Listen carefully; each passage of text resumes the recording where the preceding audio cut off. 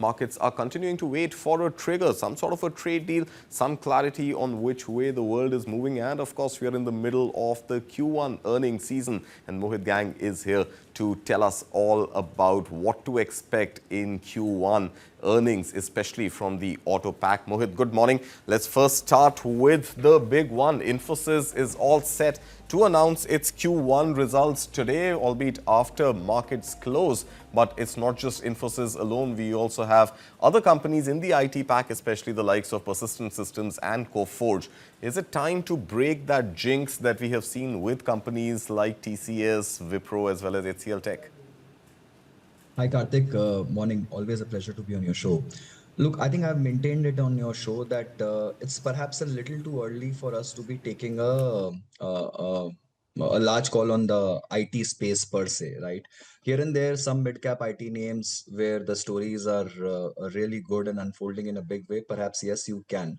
But on the overall pack, on the overall sector, I still continue to remain a little cautious. I think the mood check in US has to come pretty strong for the IT pack overall to run and give us a very positive uptick for a sustained period of time. Also, I would watch out for US rate cuts as and when they come through, and when are they likely to come through, and what's the commentary coming out from the US Fed before actually moving into this pack. So my sense still would remain that we would have to watch it out for at least 2 quarters more, if not less.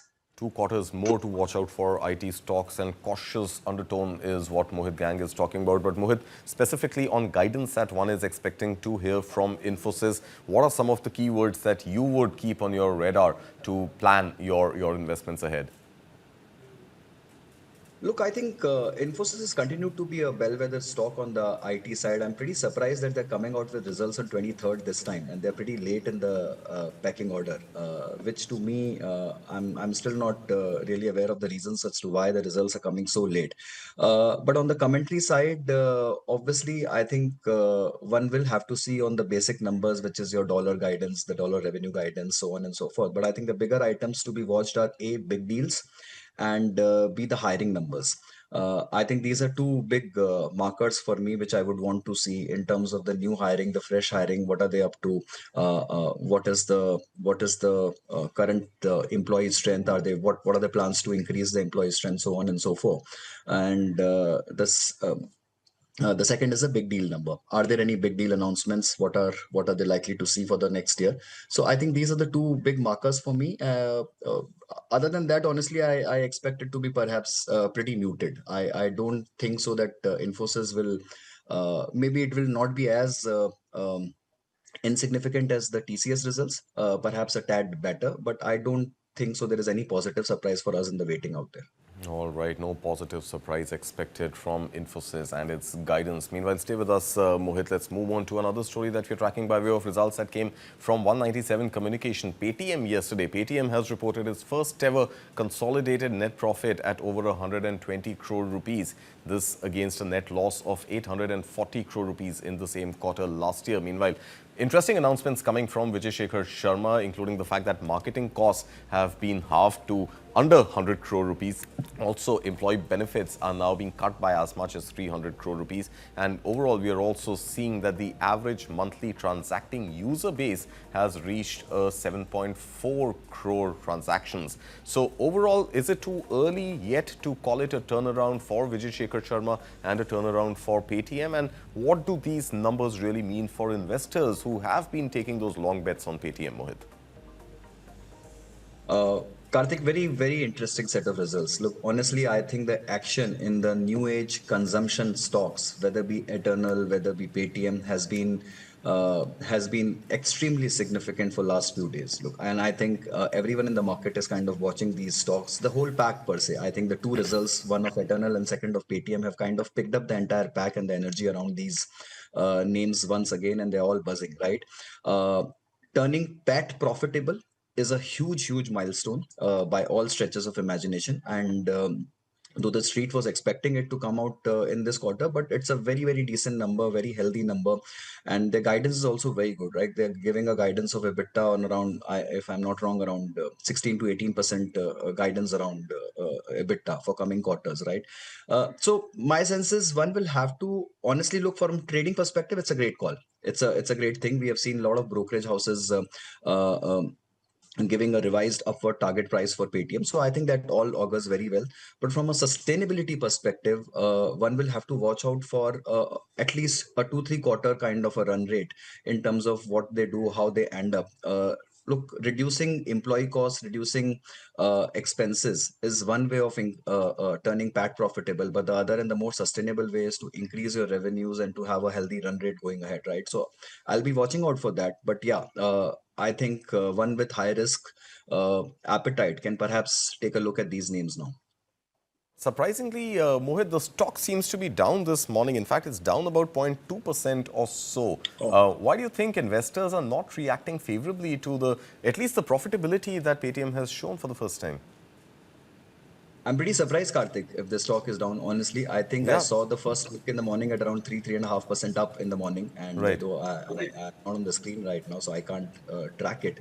But if the stock is down, I'm pretty surprised. Perhaps it could be a bout of profit taking. Maybe it's like buy on rumor and sell on news kind of a thing which is happening out there, and maybe some profit is getting off the table.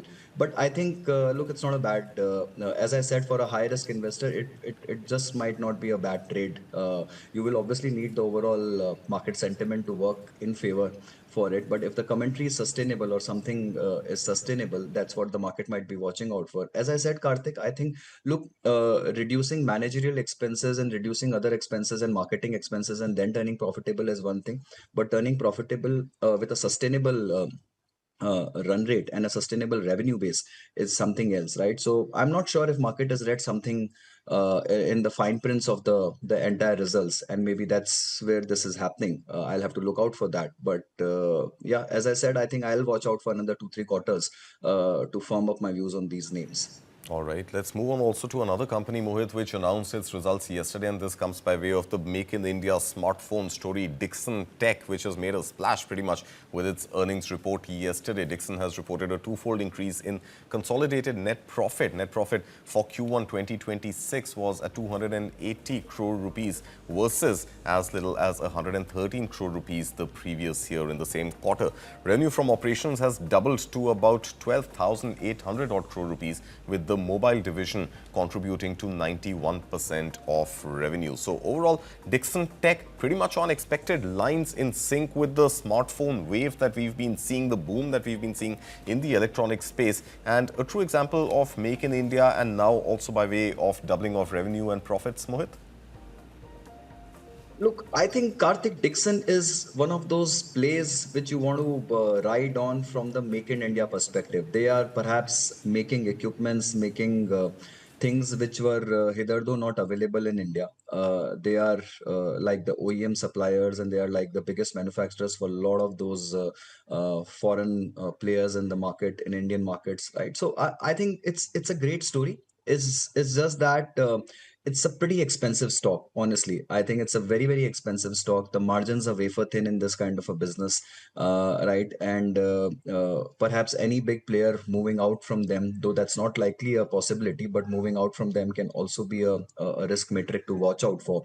But the way the results have come in, it's 100% increase on the PAT side. So I think it's a fantastic story going on right now for Dixon and Indian market.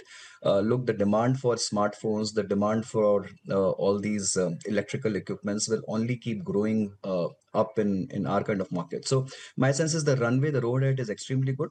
I think they'll have to work on their EBITDA margins a bit and try and shore up that. The valuations obviously are expensive, but then that's the case for every good stock on the street, right? So I think, yeah, it's a great story, but one has to tread with caution given the valuations right now at which it is trading on.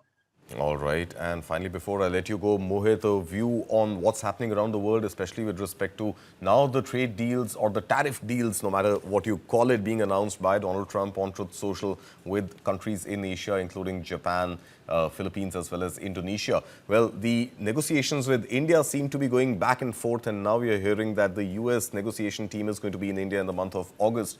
Overall, the direction of tariff still seems to be in line with what Donald Trump had originally wanted and proposed. Well, a little lower, 25% maybe gets cut down to 15% in the case of Indonesia or Philippines, and 32% gets cut down to 19%. But overall, tariffs are likely to be imposed one way or another. Is that your reading as well? And given that, what is the kind of view that investors should take with respect to their investments in the markets as well as non-market linked investments like gold, for example, at this stage?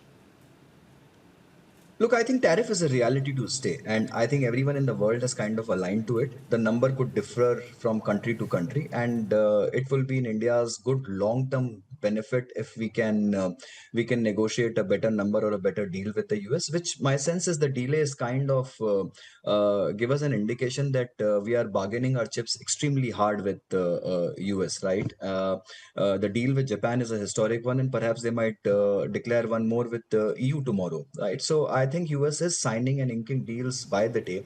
India and China both continues to remain a sore prick, basically for from a US's perspective.